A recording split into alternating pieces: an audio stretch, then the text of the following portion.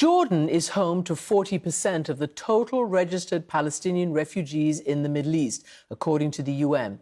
That is simply a huge number, especially for a small country. Jordan's Queen Rania is herself of Palestinian descent, and she's joining me now for a world exclusive from Amman, the capital. Queen Rania, welcome to our program. Thank you, Christian. Can I ask you first, as an Arab, as a Palestinian, as a human being, a mother, how you're feeling ever since October 7th? Well, look, Christian, I cannot begin to describe to you the depth of the grief, the pain, and the shock that we are feeling here in Jordan. All of us are united in this grief, regardless of our origin. We are just can't believe the images that we're seeing every single day coming out of Gaza. We're going to bed seeing those images and waking up to them. You know, I don't know how to, you know, as a mom, we've seen Palestinian mothers who've had to write the names of their children on their hands because the chances of them being shelled to death, of their bodies turning into corpses, are so high. I just want to remind the world that Palestinian mothers love their children just as much as any other mother in the world. And for them to have to go through this is just unbelievable. And equally, I think the people all around the Middle East, including in Jordan, we are just shocked and disappointed by the world's reaction to this catastrophe that is unfolding. In the last couple of weeks, we have seen, you know, a glaring double standard in the world. When October 7th happened, the world immediately and unequivocally stood by Israel and its right to defend itself and condemned the attacks that happened. But what we're seeing the last couple of weeks, we're seeing silence in the world. You know, countries have stopped at just expressing concern or acknowledging the casualties, but always with a preface of declaration of support for Israel. And, you know, are we being told that it is wrong to kill a family, an entire family at gunpoint, but it's okay to shell them to death? I mean, there is a glaring double standard here, and it is just shocking to the Arab world. This is the first time in modern history that there is such human suffering, and the world is not even calling for a ceasefire. So the silence is deafening, and to many in our region, it makes the Western world complicit, you know, through their support and through the cover that they give Israel, that it is just its right to defend itself. Many in the Arab world are looking at the Western world as not just tolerating this, but as aiding and abetting it. And this is just horrendous, and it's deeply, deeply disappointing to all of us. Queen Rania, I'm going to ask you more about this and go deeper into this, you know, into your feelings about this. But first I want to ask you, you know, the Israelis are shocked to their core, the grief, you know, what happened to them has never happened in that way since the Holocaust. And they are shaken to their core, as I said, and the grief. I just want to get from you what you felt on October 7th. Well, of course, I was shocked. And, you know, Jordan has made its position very clear. We condemn the killing of any civilian, whether Palestinian or Israeli. That is Jordan's ethical and moral position. And it's also the position of Islam. Islam condemns the killing of civilians. As my husband mentioned recently, the Pact of Omar, which was issued on the gates of Jerusalem 15 centuries ago, that's 1,000 years before the Geneva Conventions, orders Muslims not to kill a woman, child, or elderly person, and not to destroy a tree or hurt a priest. And so this is what we believe are the rules of engagement at time of war, but they need to apply to everybody. So yes, there was the shock and there is the condemnation, but why isn't there equal condemnation to what is happening now? I just want to emphasize that what happened on this conflict did not begin on October 7th, although it has been being portrayed as that. You know, most networks are covering the story under the title of Israel at War. But for many Palestinians on the other side of the separation wall, on the other side of the barbed wire, war has never left. This is a 75-year-old story, a story of overwhelming death and displacement to the Palestinian people. It is a story of an occupation under an apartheid regime that occupies land, that demolishes houses, confiscates land, military incursions, night raids, you know, the context of a nuclear-armed regional superpower that occupies, oppresses, and commits daily documented crimes against Palestinians is missing from the narrative. Queen Rania? You know, for too long, Palestinians' life... I'm sorry to interrupt you. I want to ask you a specific question because you're using a lot of words which clearly many in your, you know, in the Arab world have used, words like apartheid and the rest. But you know that you are going to come under a lot of criticism from Israel and its supporters. And I'm wondering whether you're coming out to speak... But let me just emphasize that apartheid is a designation that was given not by Arabs, but by Israeli and international human rights organizations. You wrote in an Instagram story just in the last week, it isn't self-defense if you're an occupying force, and you show the destruction of Gaza. And you've posted a video of yourself from a presser in 2009 during that war, saying it is heartbreaking to see how little has changed. The world cannot remain silent. This has to stop. Do you feel that you have a particular voice, you know, as Queen of Jordan, in a country that has a peace treaty with Israel, to speak up? It's not about me, it's about speaking up for humanity. You know, this is not about, you know, being pro-Israeli or pro-Palestinian. This is about choosing the people, the everyday people on both sides. And, you know, and explaining again that the Palestinian people have for too long been living under oppression and a dehumanization. You know, they suffer daily indignities and human rights violations, whether they're being jailed or humiliated or harassed. They do not have freedom of movement. There are over 500 checkpoints scattered all over the West Bank. You have a separation wall, which is deemed illegal by the International Court of Justice, that has separated the territories into 200 disconnected enclaves. And, you know, you've seen the aggressive expansion of settlements on Palestinian land. And those have interrupted the territorial contiguity of the territories and has deemed an autonomous, independent Palestinian state not viable. So you are seeing all these, this is the background of this conflict. There's a hyperfixation on Hamas now because of what happened the last couple of weeks. But this is a problem that far precedes Hamas and will continue after Hamas. This is a fight for freedom and for justice, and that is what needs to be heard. Can I ask you this question then? Because, you know, quite a brave, I think she's Saudi anyway, a journalist on the Saudi television network Al Arabiya, took this and hammered Khalid Mashal, the former head of Hamas, and said to him, the butchery, well, that's my word, but she said, what everybody's seen on their screens has, you know, turned the world away from the Palestinian cause. And just to expand, people are saying Hamas and what it did has brought this down on these poor people of Gaza. Do you accept that? Well, I do not believe in, as I said, in the killing of civilians. But this is a story of violence that has been going on now for so long. And this violence needs to be condemned. But at the end of the day, what we're seeing today and what people need to understand is that, yes, you know, under the guise of the right to defend itself, we are witnessing atrocities. You know, every country has a right to defend itself, but not through any means, not through war crimes, not through collective punishment.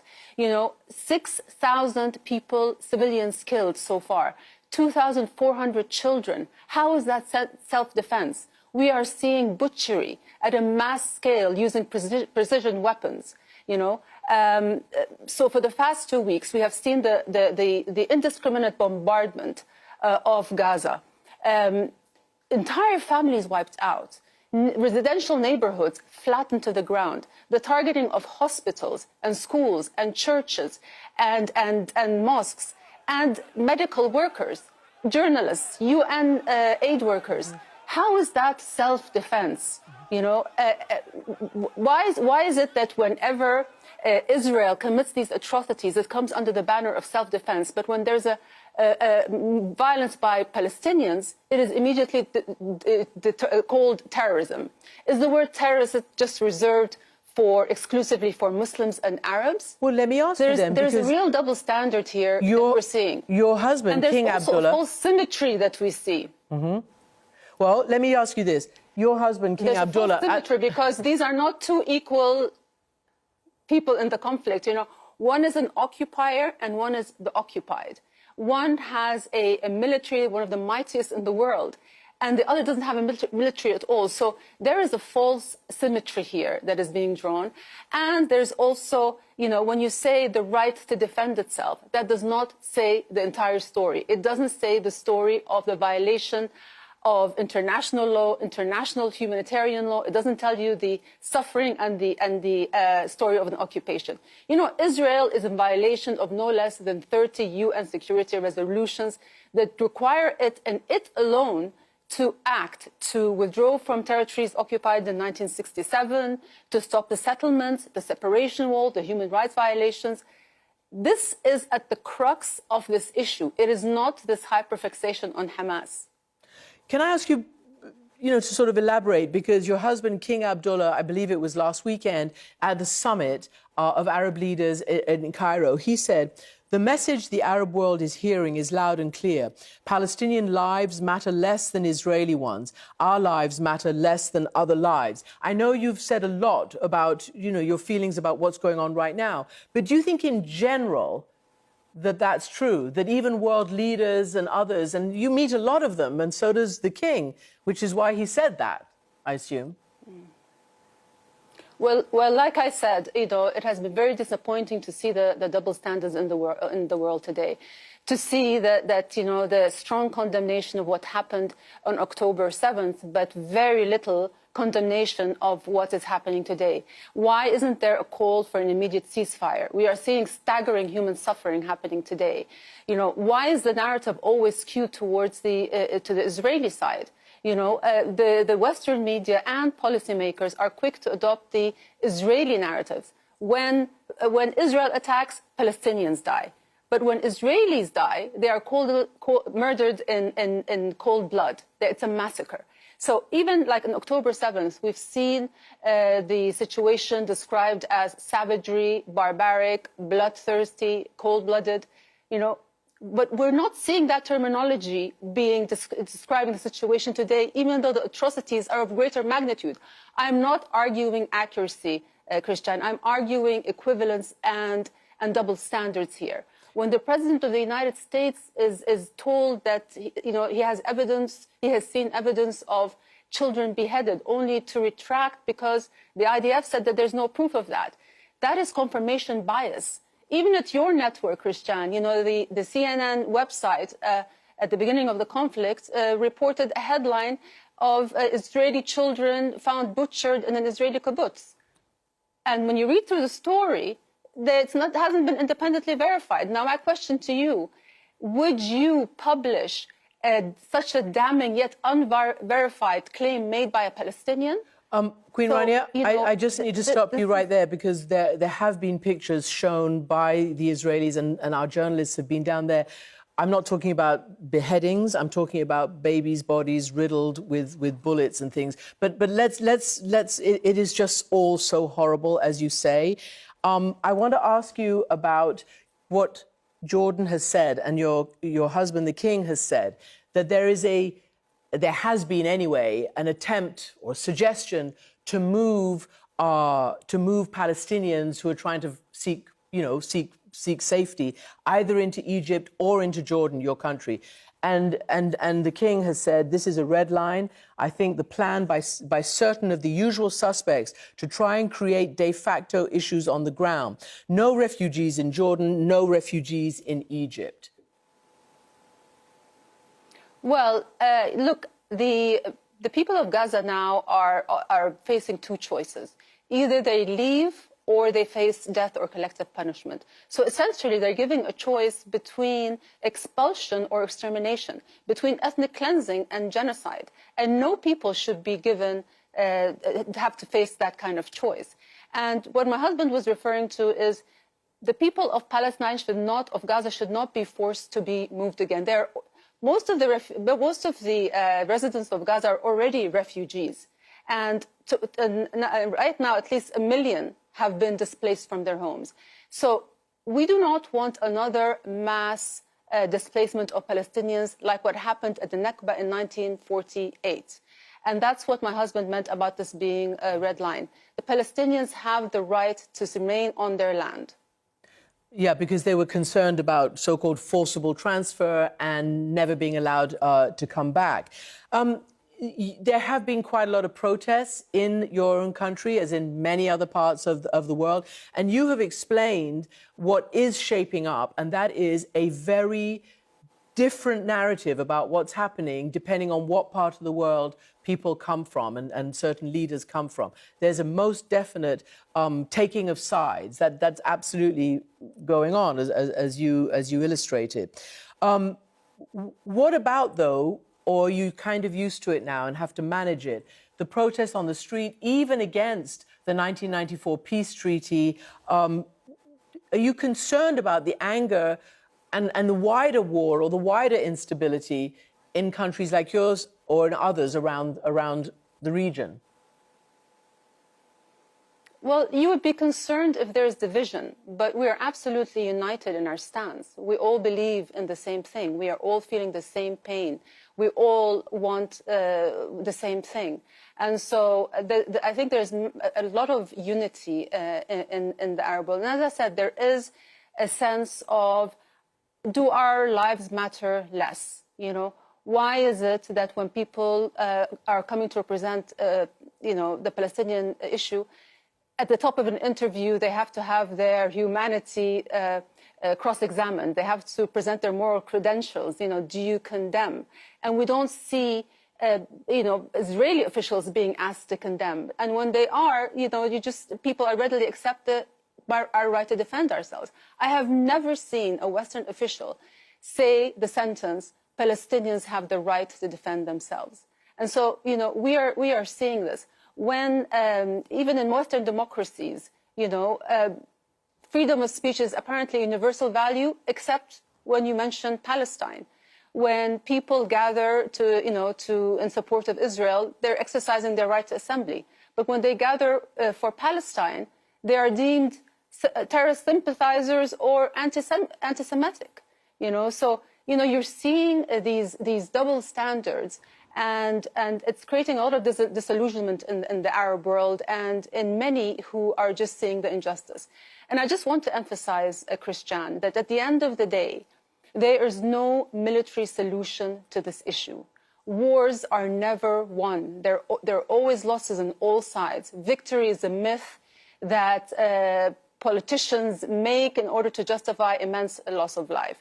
There can only, even if Israel goes and defeats every last, or kills every last Hamas member, then what? Haven't they left a trail of terrible memories, horrific memories, that will just create a new generation of resistance that is fiercer and more violent?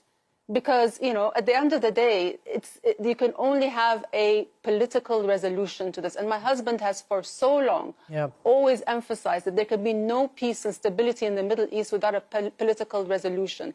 So even if you're an ally to Israel, you are doing it no service by giving it blind support. Well, we hope expediting and expanding the provision of lethal weapons to Israel is only going to expand this conflict. It's only going to prolong and deepen the suffering. There can never be a resolution except around the negotiating table, and there's only one path to this, and that is a free, sovereign, and independent Palestinian state living side by side in peace and security with the state of Israel. That is the only path that's gonna get us there. Many analysts are already talking about that, and we hope that something like that can emerge from these ashes and this catastrophe. Queen Rania, thank you so much indeed for joining us.